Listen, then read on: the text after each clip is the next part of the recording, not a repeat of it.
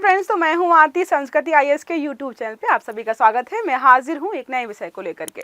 आज का हमारा टॉपिक है मणिपुर से। मणिपुर में कुछ घुसपैठियों को वहां पर जो है गिरफ्तार किया गया, पकड़ा गया और वहां पे जो सामान मिला उसमें था एक जो है स्टार लिंक का एक बहुत बड़ा प्रोजेक्ट, जिसको आप जानते हो कि सैटेलाइट्स के माध्यम से इंटरनेट प्रोवाइड किया जाएगा। ठीक है, अभी भारत में नहीं मिलता है, भारत में कहीं पर भी उपलब्ध नहीं है।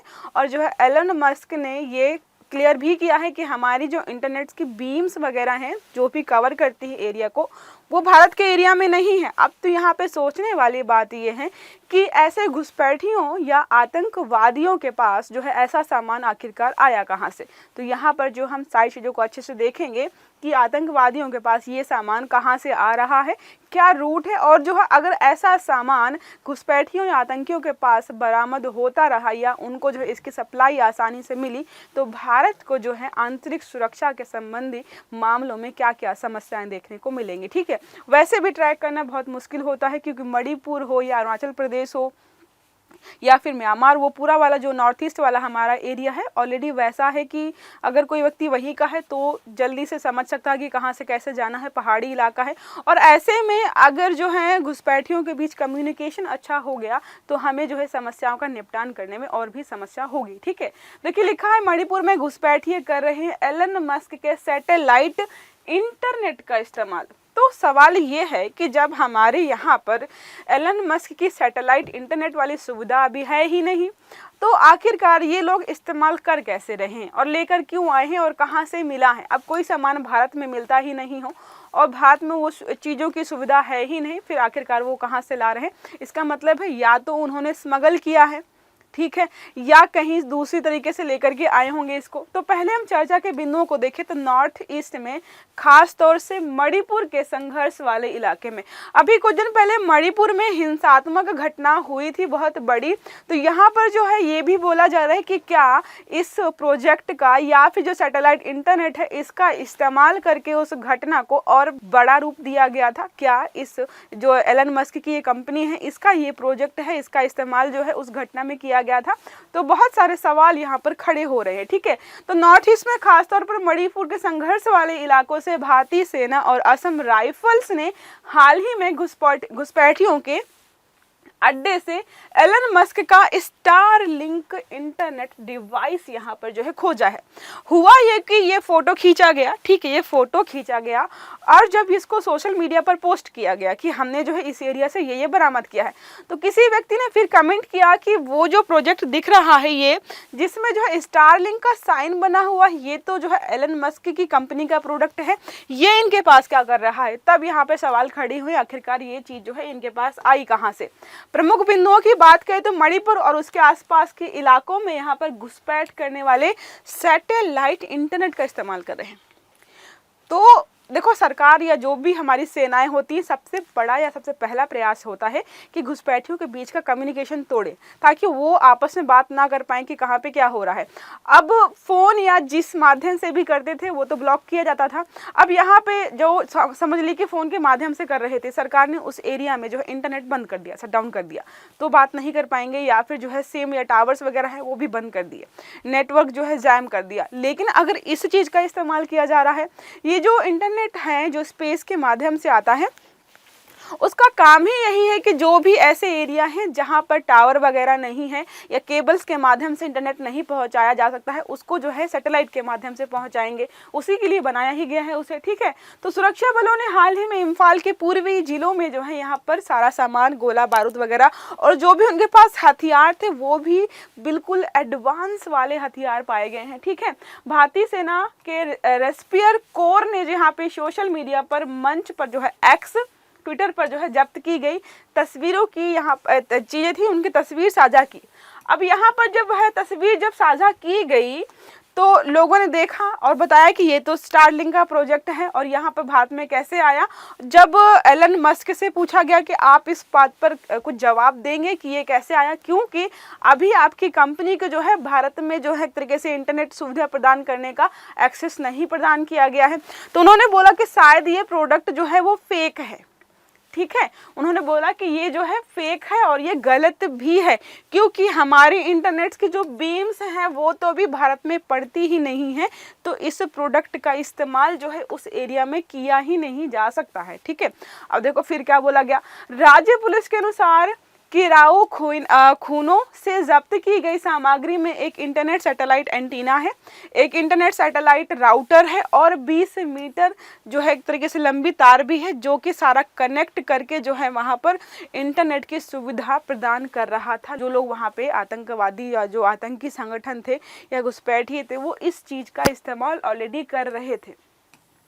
अब यहाँ पे सबसे बड़ा सवाल ये है कि हिंसात्मक, यहाँ पर इतनी बड़ी बड़ी घटनाएं ऑलरेडी मणिपुर में हो रही हैं, और ऐसे में अगर जो है लोग इन चीज़ों का इस्तेमाल करके जो है हिंसा को और भड़काएंगे या बढ़ाएंगे, तो सरकार को और सेना को जो है कंट्रोल करने में बहुत बड़ी समस्या जो है समस्या खड़ी हो जाएगी। साथ में जो है ये भी उन्होंने बोला कि इनके बीच अगर कम्युनिकेशन जो है और कम्युनिकेशन अच्छा होगा, तो हमें भी अपने आप को जो है थोड़ा सा और ट्रेन करना पड़ेगा। और भी बहुत सारे सवाल हैं यहाँ पर जिनको हम आगे देखेंगे। पिछले साल मई में मणिपुर में मेइती और कुकी जो समूहों के बीच शुरू हुई जाति हिंसा में 250 से ज़्यादा लोग यहाँ पर जान गंवा चुके हैं और हजारों लोग बेघर हो चुके हैं। तो यहाँ पर जो है जो स्टारलिंक का प्रोजेक्ट है उसको यहाँ पर इसके साथ भी कनेक्ट करके बोला जा रहा है कि शायद उस समय इसका इस्तेमाल किया गया हो कि बहुत बड़ी घटना हुई थी, ठीक है। अब बात करें कि ये जो प्रोडक्ट है इनका Starlink satellite internet, Starlink satellite internet नाम से पता चल रहा है कि स्टारलिंक तो चलो उनको प्रोजेक्ट का नाम हो गया, ठीक है। सैटेलाइट का मतलब है कि सैटेलाइट के माध्यम से यहाँ पे हमें इंटरनेट प्रोवाइड किया जाएगा। अभी क्या है, अभी अगर टावर वगैरह लगा है तभी जो है यहाँ पर इंटरनेट मिलता है, या जो है जियो फाइबर्स कह रही हूँ, ऑप्टिकल फाइबर्स की केबल वगैरह लगी हुई है तभी आपको इंटरनेट मिलेगा। अदरवाइज अगर फ़ोन में टावर नहीं आ रहा है तो नेट आपका नहीं चलता है। तो ऐसी जगहों पर जहाँ पर टावर्स या फिर जो है केबल्स नहीं है, तो सैटेलाइट के माध्यम से डायरेक्ट यहाँ पर जो है आपको इंटरनेट प्रोवाइड किया जाता है। बस थोड़ा सा लेटेंसी रेट इसकी ज़्यादा होती है। लेटेंसी का मतलब ये है कि आपने मैसेज किया अभी और वहाँ पर डिलीवर हुआ या आपके पास डिलीवर दिखा रहा है 1 मिनट बाद, जो कि अभी ऐसा नहीं होता। आप जैसे ही मैसेज करते हो फटाक से दूसरे व्यक्ति के पास पहुंचता है, मतलब लेटेंसी रेट बहुत कम है। लेकिन इसमें जो है थोड़ा लेटेंसी रेट होता है, फिर भी जो है ऐसे इलाकों में इस्तेमाल कर सकते हो, जैसे जंगल में हो, कहीं पर समुद्र के बीचों बीच हो, हजारों किलोमीटर्स तक कोई भी ज़मीन नहीं है, कोई टावर नहीं है, कोई केबल नहीं है, फिर भी जो है आप इंटरनेट का इस्तेमाल या एक्सेस कर सकते हो इस प्रोजेक्ट के माध्यम से, ठीक है। स्टारलिंक एक इंटरनेट सेवा सैटेलाइट है जिसमें ब्रॉडबैंड के टावर या मोबाइल नेटवर्क की ज़रूरत नहीं पड़ती है। सैटेलाइट इंटरनेट एक ऐसी सेवा है जिसमें इंटरनेट कनेक्टिविटी के लिए सैटेलाइट का सहारा लिया जाता है, ठीक है। उन इलाकों में जो है यहाँ पर सुविधाएं प्रोवाइड की जाती हैं जहाँ पर जो है परंपरागत ब्रॉडबैंड या फिर हमारे मोबाइल नेटवर्क जो है नहीं पहुँच पाते हैं। जैसे अगर आप जो है अपने गाँव में चले जाइए, कोई बहुत पिछड़ा इलाका है, तो वहाँ पे आपको नेटवर्क की समस्या देखने को मिलती है, क्योंकि जहाँ पर मोबाइल या इंटरनेट उपयोगकर्ता कम होते हैं, कंपनियाँ वहाँ पे टावर लगाने का भी ज़्यादा रिस्क नहीं उठाती हैं, ध्यान नहीं देती हैं। अभी दिल्ली, मुंबई जैसे बड़े बड़े शहरों में किसी बड़ी जगह पर जो है अगर इंटरनेट जाम हो जाए या फिर इंटरनेट ना चले तो तुरंत कंपनियां आएंगी, ठीक करेंगे, क्या हो गया, कैसे हो गया, इंटरनेट क्यों नहीं चल रहा है। और वैसे गाँव में जो है महीनों तक, सालों तक जो है चीज़ें ठीक चली नहीं रही हैं, स्लो चल रही हैं। दिन में जो है थोड़ी देर के लिए नेट आता है, घर में किसी कोने पे नेट आता है, फिर भी जो है उनका काम चलता रहता है। कंपनियां वहाँ पे ध्यान नहीं देती हैं क्योंकि उनको पता है उपयोगकर्ता बहुत कम है, ठीक है। इस सेवा के लिए सैटेलाइट डिश और मॉडेम की आवश्यकता होती है, ठीक है। फिर क्या लिखा है, जब यूज़र किसी वेबसाइट को खोलता है, जैसे आप मान लीजिए क्रोम पर गए और कोई वेबसाइट खोल रहे हैं, ठीक है, खोलने का रिक्वेस्ट करता है। अब आप जो है इंटरनेट के माध्यम से खोलते हो, अब वहाँ पर इंटरनेट जो हम नॉर्मल यूज़ करते हैं वो नहीं है। यह रिक्वेस्ट पहले सैटेलाइट डिश से उपग्रह तक भेजी जाती है।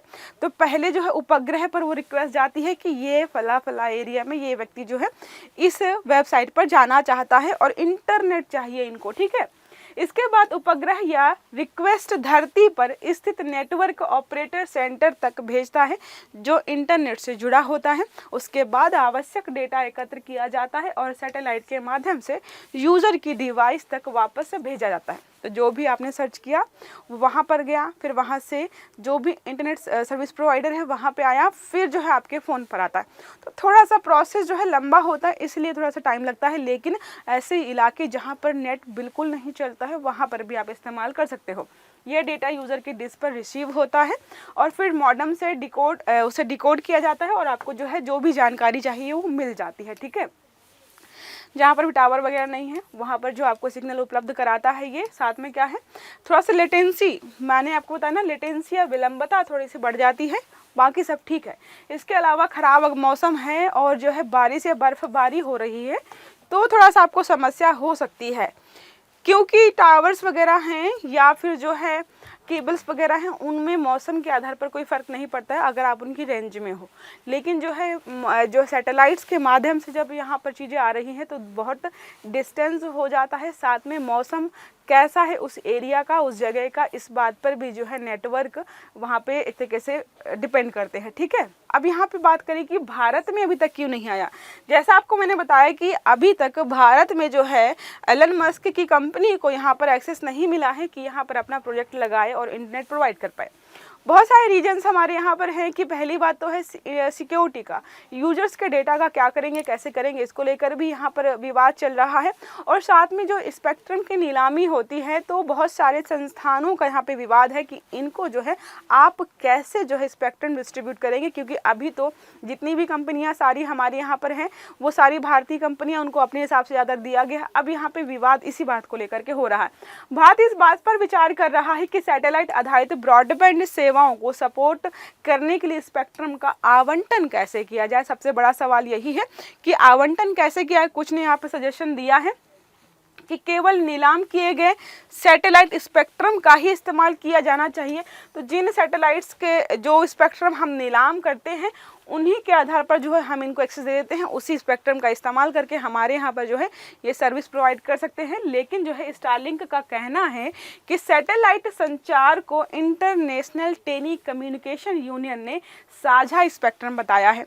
ठीक है, तो साझा स्पेक्ट्रम बताया है तो भारतीयों की ये राय है कि देखो अगर इसका मामला आ जाता है इसका मतलब ये वैश्विक स्तर पर है और पूरे देश जो है इन नियमों कानूनों को मानते हैं, तो हमें भी कुछ इसी आधार पर जो है इनकी सेवाओं का इस्तेमाल करना पड़ेगा जैसा कि अन्य देश कर रहे हैं। ठीक है, फिर अगर बात करें यहाँ पर तो सरकार की मुख्य चिंता यहाँ पर है डेटा ट्रांसफ़र को लेकर के और आंतरिक सुरक्षा को लेकर के। अभी हमने देखा कि जिस एरिया में इंटरनेट सुविधा नहीं है तो थोड़ा सरकार रिलैक्स रहती है कि ठीक है उस एरिया में जो है कम्युनिकेशन जो है इन व्यक्तियों का, आतंकियों का, घुसपैठियों का नहीं हो पाएगा। अब अभी तक भारत में शायद अच्छे अच्छे इलाकों में किसी के पास ये सुविधा नहीं है और जो है ऐसे वीराने इलाकों में लोगों के पास से ये चीज़ें मिल रही हैं। अगर सच में भारत में बिकने लग जाएंगी तो इनके पास तो चीज़ें बहुत ज़्यादा उपलब्ध हो जाएंगी और इन चीज़ों का मिसयूज़ होगा और आंतरिक सुरक्षा को मेनटेन करने में जो है सरकार को और भी जद्दोजहद करनी पड़ेगी। ठीक है, स्टारलिंक सहित सैटेलाइट इंटरएक्टिव टर्मिनल, जिसको शॉर्ट में सैट बोलते हैं, सेवाएं प्रदान करने वाली सभी कंपनियों को भारत में डेटा सेंटर स्थापित करना होगा जो कि अभी नहीं किए गए हैं और मांगे जाने पर जो है सरकार को आसानी से जानकारी प्रदान करनी होगी। ठीक है, क्योंकि सीमावर्ती क्षेत्र संवेदनशील है, ऐसे में सरकार विशेष ध्यान रखेगी। तो यहाँ पर जो है अगर कोई कंपनी आएगी तो पहली बात तो उनको डेटा सेंटर स्थापित करना पड़ेगा, तो पहले डेटा सेंटर बनेंगे, स्थापित होंगे। अभी और कभी भी सरकार अगर मांगेगी कि हमें जो है जानकारी चाहिए इस एरिया में कि कितने यूज़र्स हैं, कहाँ कहाँ पे कैसे इस्तेमाल किया जा रहा है, और इसमें हमें दिख रहा है कि जो भी सर्च किया जा रहा है पहले तो जो है सैटेलाइट पर जा रहा है। इसका मतलब जो है कोई व्यक्ति क्या सर्च कर रहा है या क्या मैसेज वगैरह भेज रहा है, शायद इसकी इन्फॉर्मेशन जो है इसके माध्यम से सरकार को भी मिल सकती है। ठीक है, विशेषज्ञों के मुताबिक जो है सैटकॉम लाइसेंस लेने वाली कंपनियों को 30 से 40 सुरक्षा मानकों का पालन करना होगा। तो जो भी कंपनियां जो है इनका बेड़ा उठाएंगे उनको बहुत सारे सुरक्षा मानकों का ध्यान में रखना पड़ेगा, ठीक है। लेकिन इन मानकों को अभी अंतिम रूप नहीं दिया गया है, अभी भी प्रोग्रेसिव रूप में है सारी चीज़ें। तो हमारा जो ट्राई है अपनी सिफारिशें जल्दी ही इस क्षेत्र में देगा और हो सकता है कि फ्यूचर में हमारे यहाँ पर जो ये कंपनी है स्टारलिंक, वो जो है इंटरनेट प्रोवाइडर के रूप में यहाँ पर काम करना शुरू करे। लेकिन अभी का हमारा जो मुद्दा था वो ये था कि जब भारत में सुविधा दे ही नहीं रही है ये कंपनी, तो घुसपैठियों के पास जो है सामान आखिरकार आया कहाँ से? क्या वो सच में इंटरनेट एक्सेस कर रहे हैं, वो भी गलत तरीके से? वो भी मतलब सरकार देखो पता कर लेती है कहाँ पर कौन सा व्यक्ति है, क्या इंटरनेट का यूज़ इस्तेमाल कर रहा है, कहाँ पे जो है किस नेटवर्क के तहत बात की जा रही है, बहुत सारी चीज़ें होती हैं। अब यहाँ पर जो है अगर इंटरनेट एक्सेस दूसरे तरीके से किया जा रहा है जो भी भारत में कहीं पर है ही नहीं, तो जाहिर सी बात है सरकार के पास उसको पकड़ने का भी कोई एक तरीके से साधन नहीं होगा, थोड़ी समस्या जो है यहाँ पर खड़ी हो सकती है, ठीक है। तो ये हमारा प्रश्न है इसी आर्टिकल से, बहुत आसान सा प्रश्न है। तो एलन मस्क की सैटेलाइट आधारित इंटरनेट सेवा का क्या नाम है? टेस्ला, स्टारलिंक, स्पेस एक्स या फिर एक्स, ठीक है। तो सारे नाम ऐसे ही लगेंगे कि सारे तो एलन मस्क से रिलेटेड हैं। तो ये रहा हमारा आज का आर्टिकल। जो भी उत्तर है उसका कमेंट बॉक्स में बताइएगा ज़रूर मुझे, ताकि मुझे पता चले कि आपने वीडियो को लास्ट तक देखा है। अगर वीडियो अच्छी लगी है तो लाइक करिएगा, चैनल को सब्सक्राइब करिएगा, वीडियो सारे समय से मिले इसके लिए बेल आइकन जरूर दबाइएगा। अच्छे से पढ़िएगा। Have a good day. Thank you.